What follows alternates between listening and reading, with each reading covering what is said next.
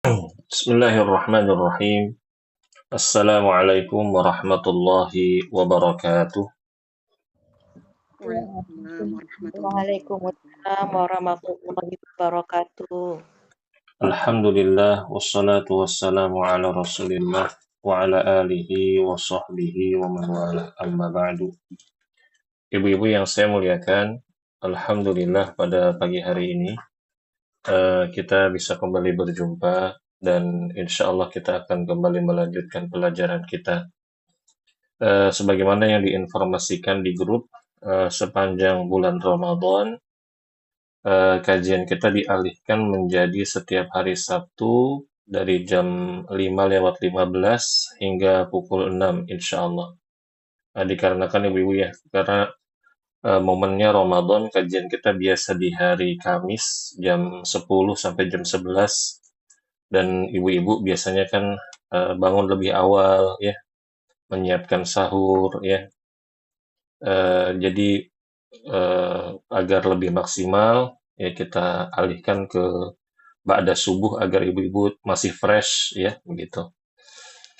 Baik. Ibu-ibu yang saya muliakan, hari ini kita masuk ke hadis yang ke-40, yaitu hadis keutamaan berziarah kubur. Dan qadarullah untuk pembaca belum masuk ya. Hari ini yang membaca hadis Ummu Ibrahim dan Ummu Raihan cuma belum hadir. Jadi mungkin saya bacakan terlebih dahulu. Penulis di sini mengatakan hadis ke-40, keutamaan berziarah kubur.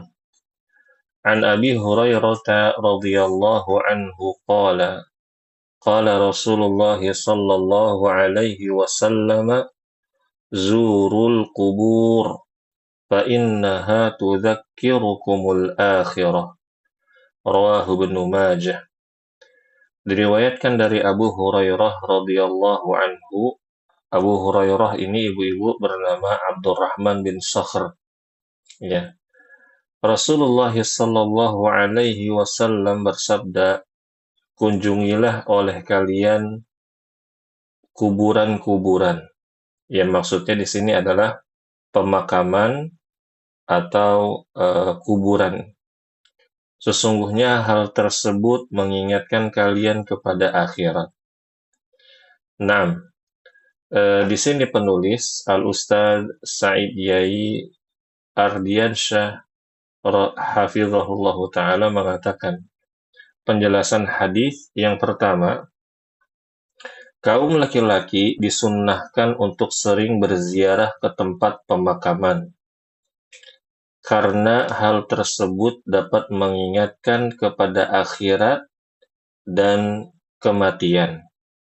Adapun wanita tidak disunnahkan.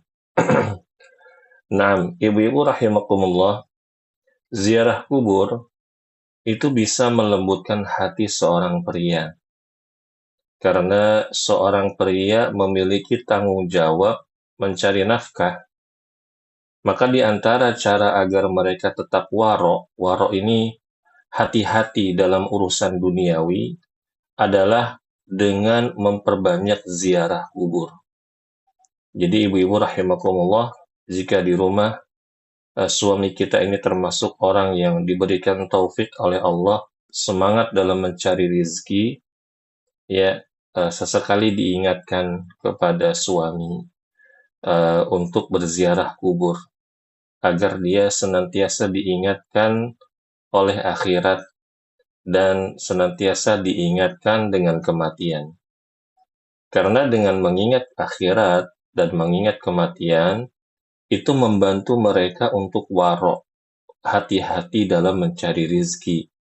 Harta yang dicari, harta yang halal atau yang haram. Harta yang halal atau harta yang syubhat. Ya, begitu. Sehingga kalau misalkan para pria ini rutin ya untuk berziarah kubur ya, maka insya Allah keberkahan akan menyambangi rumah kita. Harta kita berkah, ya, anak-anak kita dijadikan anak-anak yang soleh dan solihah, karena harta yang kita nafkahkan kepada anak-anak kita itu berasal dari harta yang halal, ya, begitu. Karena memang ibu-ibu rahimakumullah, para suami itu kadang ya ada yang semangat mencari dunia, cuma kadang mereka tuh kurang hati-hati, ya. Apakah rizki yang mereka cari ini halal atau haram? Halal atau syubhat? Syubhat tuh masih remang-remang gitu, Ibu. Abu-abu, ya belum jelas rizki yang saya bawa ke rumah ini halal atau haram. Nah, ini syubhat nih abu-abu. Begitu. Nah, jadi dengan kita mengingatkan suami kita untuk mungkin rutin untuk berziarah kubur, jadi mengingatkan mereka untuk senantiasa mengingat akhirat, kematian, sehingga efeknya ketika mereka mencari rizki, ya mereka lebih berhati-hati. Lalu yang kedua, ya setiap orang pasti akan merasakan kematian. Hal ini, ibu-ibu rahimakumullah, sesuai dengan ayat yang berbunyi, Kullu nafsin dha'iqatul maut. Setiap yang hidup, setiap yang bernyawa, pasti akan merasakan kematian. Tidak ada makhluk hidup yang ada di dunia ini, ibu-ibu terutama dari kalangan manusia, itu hidup abadi. Ya. Paling lama ya adalah Nabi Adam atau Nabi Nuh alaihi salam. Yang jelas adalah Nabi Nuh alaihi salam. Yang dikabarkan, yang diceritakan oleh Allah Subhanahu wa taala usianya itu mencapai 950 tahun lebih, ya. Karena beliau berdakwah ya di apa namanya? Selama 950 tahun, ya. Adapun umatnya Nabi Muhammad itu rata-rata 60 hingga 70 tahun, dan sedikit yang melebihi dari usia 70 tahun. Kemudian yang ketiga, penulis di sini mengatakan, kita diperintahkan untuk melakukan hal-hal yang dapat mengingatkan kita kepada akhirat. Ya. Dan ibu-ibu rahimakumullah, selain ziarah kubur, untuk mengingat kematian bisa dengan ikut takziah. Takziah itu ngelayat ya, ibu-ibu bahasanya kalau di sini gitu ya. Atau takziah pun sudah cukup terkenal, sudah cukup famous gitu di kalangan kita. Dan menghadiri sholat jenazah, ya. Jadi kita takziah atau kita menghadiri sholat jenazah. Atau ibu-ibu rahimakumullah, kita menjadi tim janaiz. Tim janaiz itu tim penyelenggara seperti apa namanya? Proses memandikan mayat, mengkafani, ya dan lain-lain. Dan ini ibu-ibu di kalangan para ummahat itu sangat jarang. Dan alhamdulillah kalau di tempat kami tuh di TPA Masbim ya di Kalisari dan sekitarnya itu ada ummahat-ummahat yang suka ngadain daurah janaiz. Ya sudah beberapa pertemuan ya waktu itu ada 3 ya kalau nggak salah informasi yang sampai ke saya. Dan itu mungkin bisa diperbanyak di daerah ibu-ibu, di para ibu-ibu yang pegiat pengajian ya yang suka hadir ke majelis taklim. Ibu-ibu bisa ikut berpartisipasi di tim janaiz ini. Ya, keuntungannya atau benefitnya, sisi positifnya banyak ibu-ibu. Pertama, ibu-ibu dilembutkan hatinya, ya, sering diingatkan dengan kematian. Lalu yang kedua adalah ibu-ibu rahimakumullah ditemukan orang-orang yang soleh, orang-orang yang bertakwa, yang solehah. Yang mana sebenarnya kita itu dalam masalah kematian nih hanya kita menunggu giliran. Mungkin hari ini kita memandikan saudara kita atau saudari kita, bisa jadi ya beberapa waktu kemudian kita yang dimandikan, kita yang disolatkan, kita yang dikafani. Nah, dengan kita masuk ke tim janaiz ini, kita punya andil, ibu-ibu rahimakumullah. Ya mungkin ya ketika kita masuk ke tim janaiz, kita punya ilmu bagaimana menyelenggarakan jenazah, sehingga kalau misalkan kita wafat, ya, maka jenazah kita pun akan diselenggarakan sesuai dengan sunnah oleh teman-teman kita yang ada di tim janais tersebut. Ya, jadi kalau misalkan ibu-ibu ada waktu, ya, sehat badan, ya, ada kemampuan, jika di daerah masing-masing ada tim janaiz, ibu-ibu ikut, ya, ikut walaupun awalnya cuma belajar, ya, lalu yang kemudian memberanikan diri untuk praktek, ya, dan lain-lain. Soalnya ibu-ibu rahimakumullah, kadang kita tuh kasihan kalau misalkan ada umahat pengajian ketika mereka wafat, ya, kadang mereka dimandikan oleh orang-orang yang tidak berilmu. Contoh, saya punya pengalaman sendiri, ibu-ibu. Eh, ada salah satu paman dari bibi saya, ya, dari ibu saya, jalur ibu saya, itu wafat. Ya.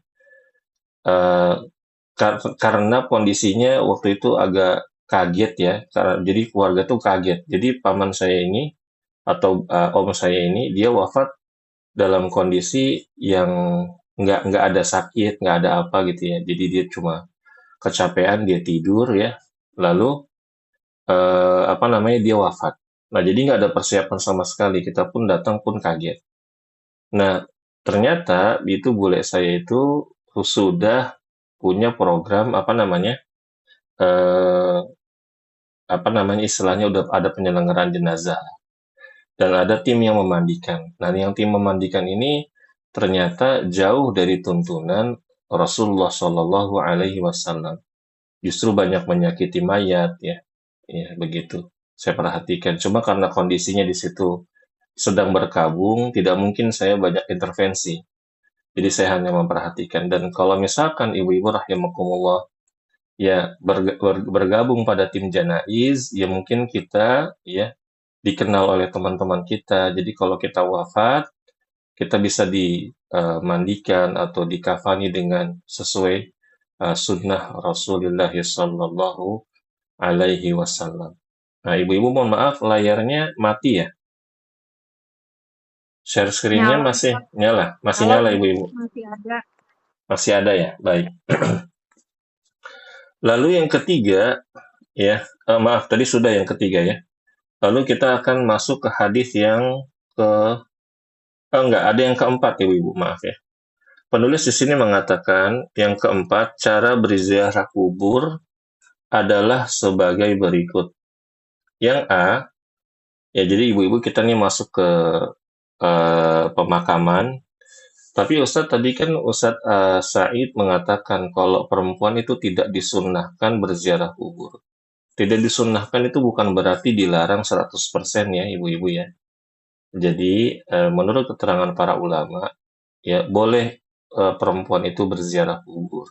Selama ibu-ibu rahimakumullah dia tidak goncang akidahnya, tidak goncang kejiwaannya. Maksudnya goncang kejiwaannya bukan gila ya ibu-ibu, ya. Maksudnya tuh dia mungkin terbawa emosi, terbawa sedih yang mendalam, akhirnya dikhawatirkan, ya, ini yang dikhawatirkan para ulama, dia melakukan niyahah. Niyahah itu meratap.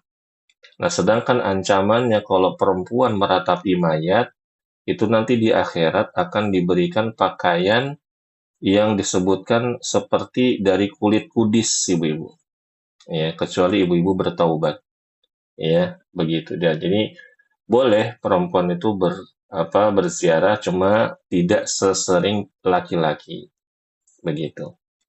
Yang pertama, di sini penulis mengatakan yang A, mengucapkan salam kepada ahli kubur dengan mengucapkan doa, Assalamualaikum ahlad diyar minal mu'minina wal muslimin. Wa inna insya'allahu lalahiqun. As'alullaha lana wa lakumul afiyah. Ini ibu-ibu sudah banyak yang hafal doa-doanya? Semoga sudah hafal ya ibu-ibu, ya. Ya, ini doanya dihafalkan. Ya, Assalamualaikum ahlad diyar minal mu'minina wal muslimin wa inna insyaallah lalahiqun. As'alullaha lana wa lakumul afiyah. Keselamatan mudah-mudahan diberikan kepada kalian, wahai penghuni kuburan, dari kalangan mukminin dan muslimin. Kami insya Allah akan menyusul. Dan ini pasti ibu-ibu ya, pasti kita akan menyusul. Aku meminta keselamatan kepada Allah untuk kami dan kalian. Mungkin ada pertanyaan, Ustadz, gimana kondisinya kalau misalkan kuburannya itu dicampur? Ada kuburan orang-orang non-muslim dengan muslim. Nah, sejauh sepengetahuan saya, Ibu ya, jadi walaupun memang sunnahnya ya dipisah pekuburan itu. Ya, pekuburan muslim khusus muslim, yang Hindu mungkin yang Hindu ya, atau yang Buddha ya Buddha, yang Nasrani Nasrani dan lain-lain itu dipisah ya. Ini baiknya. Cuma kadang pemerintah itu menyiapkan tempat pemakaman umum ya begitu, dan ini tidak bisa dihindari. Apalagi lahan pemakaman sekarang semakin menyempit. Iya, bahkan justru di sini di daerah Jakarta Timur adalah kuburan yang sangat luas, sudah nggak nerima mayit baru kecuali dia punya keluarga di situ, konsekuensinya ditanam satu kuburan dengan keluarga yang sudah wafat. Nah, kalau kasusnya seperti ini, maka kita mengarahkan salam kita itu khusus di kuburan areal yang ada di pemakaman muslim, ya. Begitu. Jangan kita memberi salam secara umum gitu. Misalkan ada di depan kita ada dua tempat. Yang satu muslim, yang satu non muslim. Nah, kita ngucapin salamnya dari jauh gitu, jangan. Tapi usahakan kita mendekat dengan kuburan kaum muslimin, baru kita ucapkan di situ dengan niat untuk kaum muslimin saja. Lalu ibu-ibu rahimakumullah yang B, lepaskanlah sepatu atau sandal ketika memasuki wilayah pemakaman. Ini sunnah ibu-ibu ya. Ini sunnah. Tetapi kalau misalkan ya tanah pekuburan itu banyak durinya, dikhawatirkan ada beling atau hal-hal yang bisa membahayakan kaki kita, maka tidak masalah kita masuk dengan ya menggunakan alas kaki. Ya, begitu. Apalagi ibu-ibu nih ya kan, kadang pakai kaos kaki, takut kotor kaos kakinya, tidak masalah insya Allah. Ya. Lalu yang C, duduk di samping kubur dan merenung mengingat kesalahan atau mengingat-ingat kesalahan yang telah dilakukan dan membayangkan bahwa kematian pasti akan terjadi. Dan ini disunnahkan oleh Rasulullah dan juga diriwayatkan Utsman ibnu Affan pun demikian ibu-ibu. Rasulullah pernah duduk di samping kuburan ya bersama para sahabat, bahkan Utsman radhiyallahu anhu ya duduk di samping kuburan ya, lalu beliau menangis sampai membasahi jenggotnya begitu. Dan inilah tujuannya ibu-ibu. Ustadz, berarti kalau nangis di pinggir kuburan itu termasuk niyah nggak? Nah, tergantung niatnya.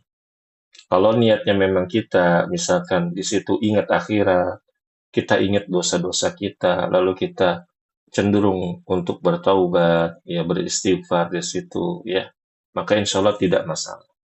Adapun kalau misalkan ibu-ibu berdiri atau duduk di samping kuburan, misalkan kuburan ayah, ibu atau keluarga, atau suami lalu menangis karena kangen, karena rindu, ya begitu, nah ini hendaknya dihindari.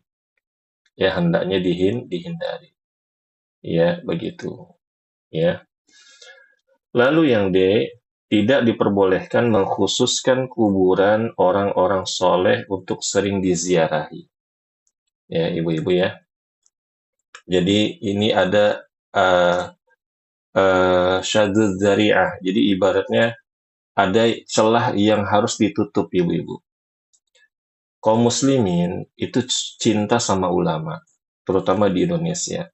kita cinta sama ulama, kita cinta sama kiai, kita cinta sama ustadz-ustadz kita, ustadzah-ustadzah kita, mereka orang-orang soleh, orang-orang soleha. Kita mencintai keturunan Rasulullah yang soleh, ya. Ya, tetapi kalau misalkan kita mengkhususkan ziarah kubur kepada orang-orang soleh saja, ya ini dikhawatirkan. Apalagi di budaya kita di Indonesia ini, kadang ya agak berlebihan. Yang tadinya dia mau ziarah kubur untuk mengingat akhirat, tujuannya malah jadi belok ibu-ibu. Beloknya apa? Ngalap berkah. Nah, begitu ya. Ngalap berkah sama mayit ini nggak boleh. Ini tidak boleh. Kalau berlebihan, maka bisa jatuh kepada kesyirikan. Ya, ibu-ibu ya. Lalu ibu-ibu duduk di samping itu nggak boleh duduk di kuburannya. Ya, kalau misalkan ibu-ibu lagi ziarah kubur, ya kan ada yang kuburan tuh di semen gitu ya, ibu-ibu ya, walaupun itu dilarang ya di dalam agama, tapi kita duduk tuh di kuburan yang di semen itu tidak boleh. Ya, begitu. Kata Rasulullah, tusallu ilal kubur, wala tajlisu alaiha. Janganlah kalian sholat menghadap kuburan, ya, dan jangan kalian duduk di atasnya. Lalu, ibu-ibu rahimakumullah, ya, yang tidak boleh meminta-minta ke kuburan atau menjadikan penghuni kubur sebagai perantara dalam berdoa atau wasilah. Ya, kata Allah, "Ud'uni astajib lakum." Wahai hamba-hambaku, berdoalah kepada Allah, kepada aku langsung, maka aku akan perkenankan. Ya, jadi ibu-ibu rahimakumullah, tidak boleh kita datang ke kuburan, menyengaja diri, lalu kita berdoa ya kepada Allah menjadikan mayit sebagai perantara. Ini tidak boleh. Ya. Apalagi orang tersebut ya orang-orang walaupun orang-orang tersebut adalah orang-orang yang soleh. Ya, apalagi kuburannya nggak jelas, ya. Kuburannya hanya qila wa qala, ini dulu, ini begini, ini dulu, ini begini, ini nggak jelas. Iya, begitu. Lalu yang F, tidak perlu membawa bunga dan air untuk ditaburkan di atas kubur. Sebagian ya orang-orang di Indonesia, terutama ada beberapa kiai berdalil dengan Rasulullah pernah meletakkan daun pelepah kurma di salah satu kuburan yang di dalamnya penghuni kubur tersebut sedang diadab karena pipis sembarangan nggak cebok. Terus yang kedua, dia gara-gara namimah kemana-mana mencari masalah, ya, mengumbar fitnah ke sana kemari, mengumbar fitnah, mengumbar permusuhan. Nah, dua orang ini diazab kubur, lalu sama Rasulullah, maaf, ya, ditancapkanlah daun pelepah kurma, didoakan agar diringankan siksa kuburnya, ya, sampai daun pelepah itu kering. Dan ini tidak bisa dikiaskan ibu-ibu dengan bawa bunga dan bawa air ditaburkan di atas kubur. Ini justru dikhawatirkan menyerupai ya atau tasyabuh dengan orang-orang non muslim. Ya. Lalu yang G, tidak perlu mengkhususkan doa untuk sang mayat di kuburan karena doa bisa saja dilakukan di tempat-tempat lain. Ini tidak mutlak ibu-ibu ya. Ini tidak mutlak. Ya, kita boleh mendoakan misalkan kita ziarah kubur ke orang tua kita, boleh ya, boleh. Jadi kita niatnya kalau misalkan ziarah kubur ke orang tua kita atau ke keluarga kita yang sudah wafat tuh niatnya ibu-ibu adalah mengingat akhirat. Itu yang pertama. Ya. Terus yang kedua mungkin kita sambil ngecek kuburannya dirawat atau tidak. Takutnya ya terjadi apa-apa segala macam ya begitu atau hilang ya, tidak masalah. Ya, kalau niatnya seperti itu. Dan misalkan di akhir kita mau pergi ya, kita doakan di situ ya, kita doakan orang tua kita. Itu tidak masalah. Ya, tidak masalah. Namun baiknya tidak dijadikan rutinitas ya, apalagi membaca doa-doa yang tidak ada dalilnya dari agama. biasanya baca surat-surat tertentu, ya, begitu. Tidak ada tuntunannya dari Rasulullah Shallallahu Alaihi Wasallam.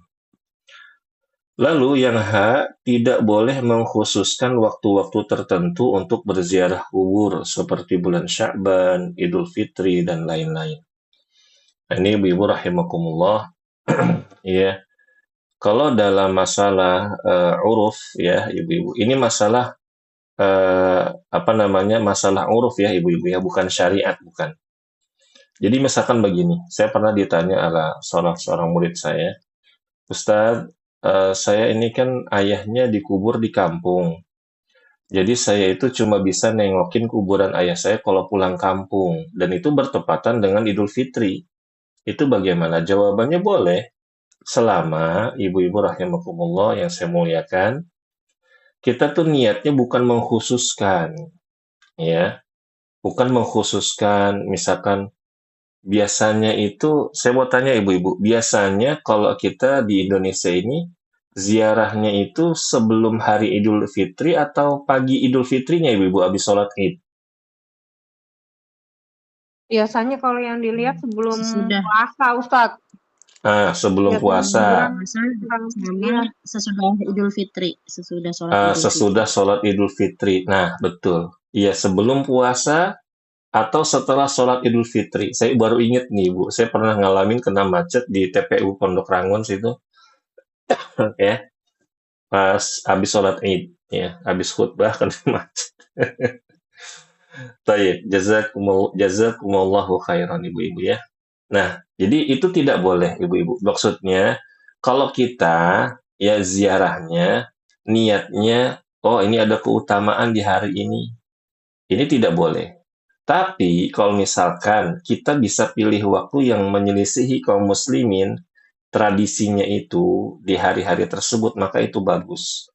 Cuma kalau misalkan tidak ada, maka niatnya yang kita jaga, ya.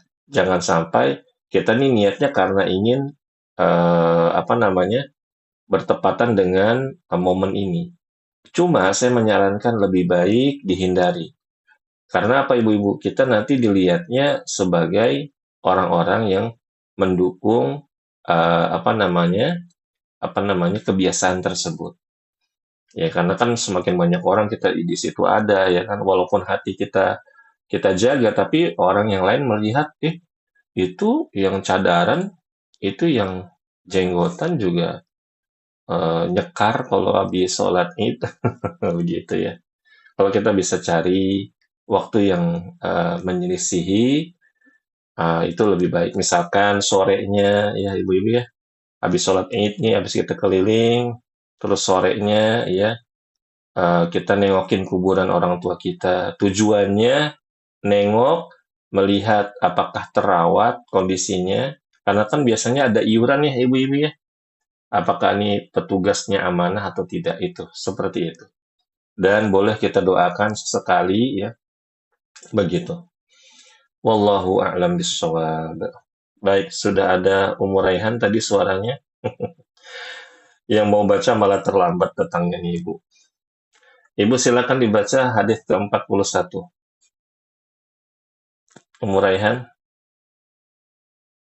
Iya, Ustadz. An Ibni Abbasin radhiyallahu anhuma qala Rasulullah sallallahu alaihi wasallam, idza akala ahadukum ta'aman fala yasmah yadahu hatta yal'aqaha aw yul'iqaha. Artinya? Diriwayatkan dari Ibnu Abbas, Rasulullah Shallallahu Alaihi Wasallam bersabda, jika salah seorang dari kalian sudah makan, janganlah membersihkan tangannya sampai dia menjilati atau menjilatkannya. Menjilati. Iya. Menjilatkannya. Iya, jazakillahu khairan Ummu Raihan. Ibu-ibu rahimakumullah yang saya muliakan, Rasulullah bersabda, "Idza akala ahadukum ta'aman." Kalau kalian makan, ya, fala yasmah yadahu. Jangan cuci tangan dulu. Jangan langsung cuci pakai air, pakai sabun. Hatta sampai yal'aqoha. Maksudnya itu ibu-ibu rahimakumullah, jarinya itu apa ya tadi? Dijilatin. Nah, bahasanya dijilatin ya.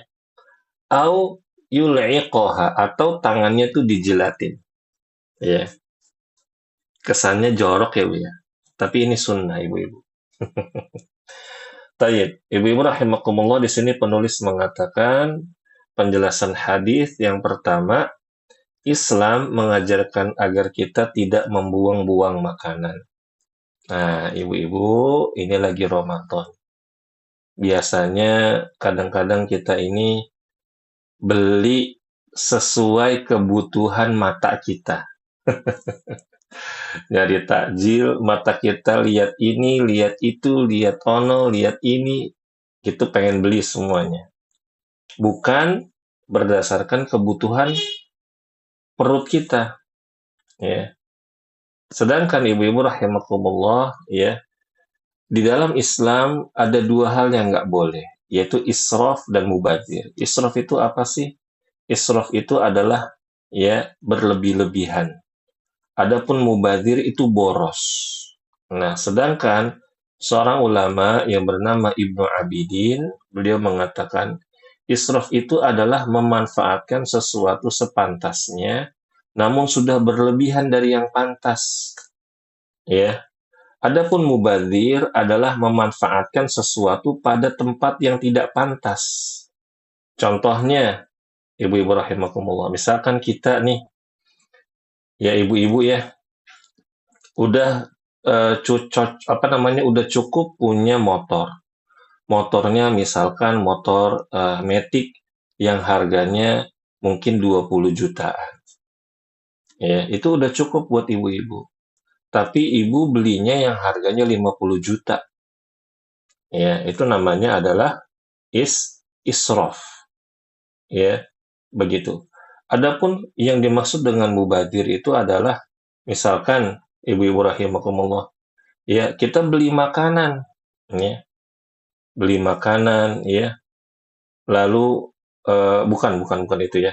Jadi misalkan yang termasuk mubadzir itu adalah kita menghabiskan harta yang kita dapatkan dari Allah, rizki yang dari Allah itu untuk dilakukan kepada yang haram. Contoh buat beli rokok, ya ibu-ibu ya, beli vape, beli apa namanya itu ya, itulah sejenisnya ya, atau beli barang-barang yang haram, ya ini namanya mubadzir, ya begitu. Dan sedangkan ibu-ibu rahimakumullah, ya Allah Subhanahu wa taala berfirman, wa atidal qurba haqqahu wal miskina wa ibnas sabili wa la tubadzir tabdzira. Dan berikanlah kepada keluarga-keluarga yang terdekat akan haknya, kepada orang miskin dan orang yang dalam perjalanan, dan janganlah kamu menghambur-hamburkan hartamu secara boros. Innal mubadzirina kanu ikhwana syayatin wa kana syaitana lirabbihi kafura. Ya, wa kana syaitanu lirabbihi kafura. Sesungguhnya orang-orang yang suka bikin atau suka berbuat mubadzir, ya itu adalah saudara-saudaranya syaitan. Dan syaitan itu adalah sangat ingkar kepada Allah Subhanahu wa taala. Ya, itu ibu rahimakumullah. Nah, makanya bapak-bapak yang suka merokok itu adalah saudaranya siapa ibu-ibu? Kalau bapak-bapak suka merokok. Saudaranya Bu, saudaranya setan. Kalau ada ustadz ngerokok, gimana Bu? Ya saudaranya setan juga. Saudaranya setan. Kalau ibu-ibu ngelihat saya ngerokok, ibu-ibu masih mau ngaji sama saya? Enggak, Ustaz. Pecat jadi ustadz ya, langsung. Janganlah, ya begitu ibu-ibu. Ya, karena ustadz itu adalah sosok yang harus menjaga dirinya dari kefasikan, dari hal-hal yang bisa menjatuhkan kewibawaan ilmu dan dirinya. Ya, ibu-ibu rahimakumullah. Sedangkan perbuatan taddir, ya, misalkan dia punya uang, ibu-ibu bayangkan, ada seorang ustadz, dia ngisi pengajian, ibu-ibu berinfak, ya, untuk memberikan hadiah kepada dia sebagai bentuk rasa terima kasih kita. Lalu selepas pulang dari pengajian, dia mampir ke supermarket atau ke minimarket, dia ambil rokok. Dia hisap rokok itu dari uang yang ibu sudah berikan. Dan ibu bandingkan dengan seorang ustadz yang ketika dia dapat hadiah dari ibu-ibu, lalu dia belikan kitab, digunakan untuk menuntut ilmu, menambah ilmu, digunakan untuk bayaran sekolah anaknya, gunakan untuk membahagiakan istrinya. Mana yang kiranya lebih manfaat? Saya rasa yang kedua. Ya begitu. Nah, kalau kita dapati seorang ustadz yang seperti ini, hendaknya kita tinggalkan majelisnya. Jangan kita dekat-dekat dengan majelis seperti itu. Dan juga ibu-ibu rahimakumullah, Allah Subhanahu wa taala berfirman, "Ya bani Adam, khudhu zinatakum inda kulli masjid, wa kulu washrabu wa la tusrifu innahu la yuhibbul musrifin." Wahai anak-anak Adam, pakailah pakaianmu yang indah setiap kali datang ke masjid. Ya, makan dan minumlah dan janganlah berlebih-lebihan. Ibu-ibu, kita pakai baju yang bagus boleh, makan yang enak boleh, minum yang enak boleh, tapi jangan berlebih-lebihan. Contohnya, ibu-ibu bisa beli baju 1 juta, misalkan nih ibu-ibu ya. Mudah-mudahan saya doakan ibu-ibu dapat THR 10 juta nih. Ya, masing-masing dari suaminya lebaran ini. Kurang banyak Ustadz. Gantung ibu-ibu ngomong gitu dong. Kurang banyak Ustadz. Ya kalau yang mampu ya ibu-ibu. Lalu ibu-ibu lihat ada di marketplace ada gamis harganya 2 juta, 1 juta. Padahal yang 400 ribuan banyak, yang 300 ribuan banyak. Ibu beli 1 juta dapat 3 setel. Nah, ibu yang beli 1 juta itu masuknya udah israf. Ya, sudah berlebihan.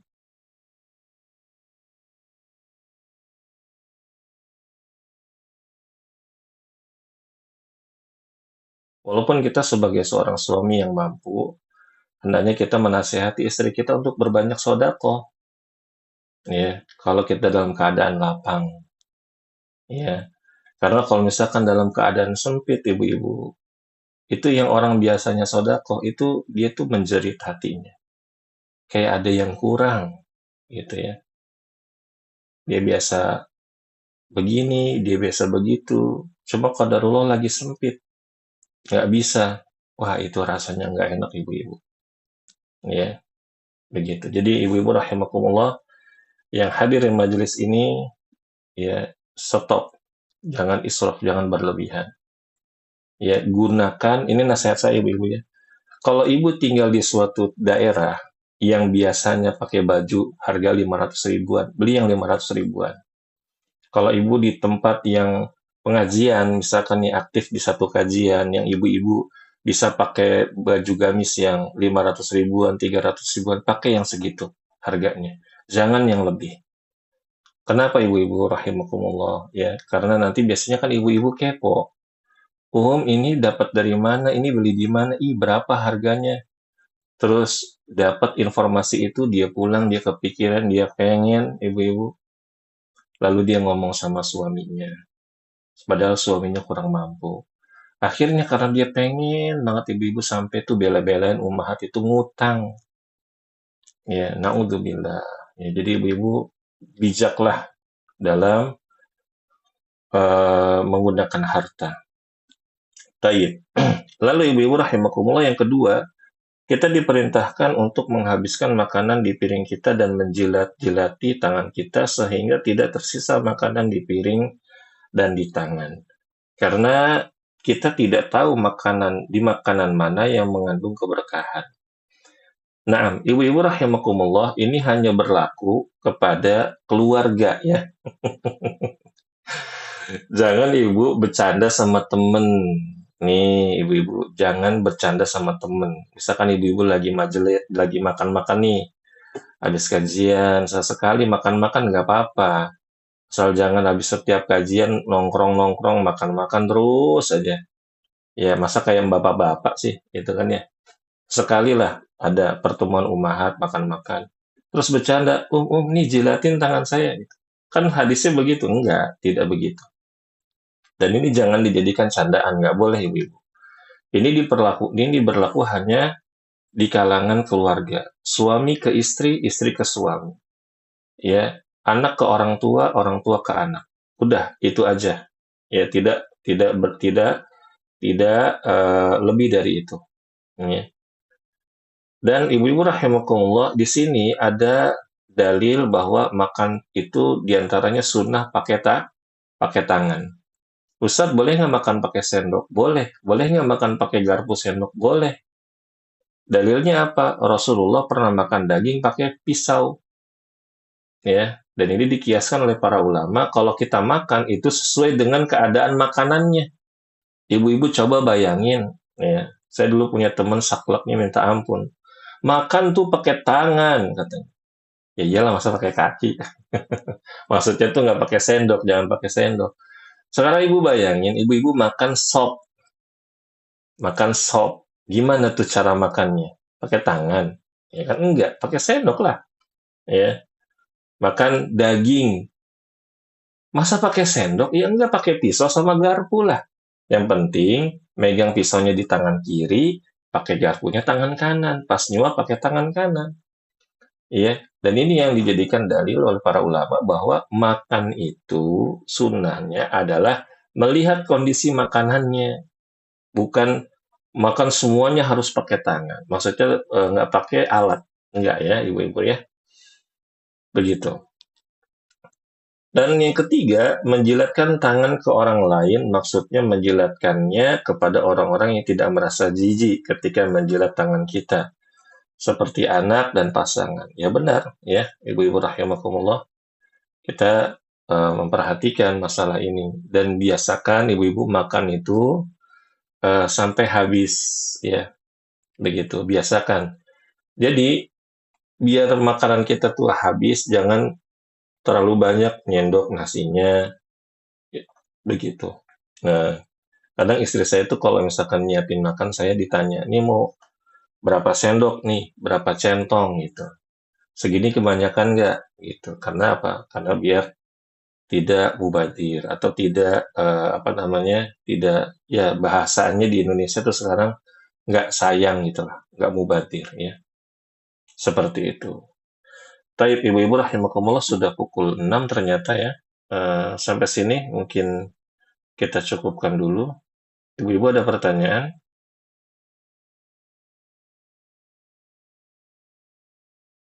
Ada yang mau bertanya ibu-ibu? Iya, Umur Raihan silakan. Ustadz mau tanya kan dulu tuh saya pernah dapat doa tuh kalau kita berziarah itu Assalamualaikum ya ahlil kubur gitu. Mm-mm. Nah itu tuh apa namanya boleh atau enggak gitu sama ya itu sesuai sama sunnah atau enggak gitu doa itu. Sama satu lagi kan misalnya kita sekeluarga gitu ya saat ada yang meninggal kita udah tahu Mm-mm. nih yang sesuai syariat seperti apa gitu ya.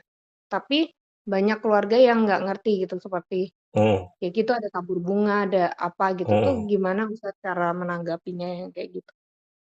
Syukron Iya. Ustadz. Waalaikumsalam warahmatullahi wabarakatuh. Yang pertama, Umur Raihan, untuk yang pertama saya belum bisa jawab ya, karena saya harus cek dulu hadisnya, ya. Lalu yang kedua, ibu-ibu rahimakumullah, dalam masalah kematian kita ini harus bijak, ya. Kalau misalkan di tengah keluarga kita masih banyak yang belum paham tentang sunnah, masih banyak yang melakukan hal-hal yang sifatnya tradisional atau apa namanya, budaya atau kebiasaan ya, tradisi gitu ya. Maka kita jangan ribut di situ. Ada dua hajatan nih, Ibu. Ada dua, bukan hajatan ya. Ada dua tempat yang kita tuh harus benar-benar bijak.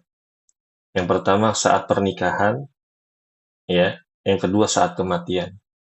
Ini sering sekali saya dapat pertanyaan dari teman-teman atau dari murid-murid saya kalau lagi nikahan segala macam tuh gimana.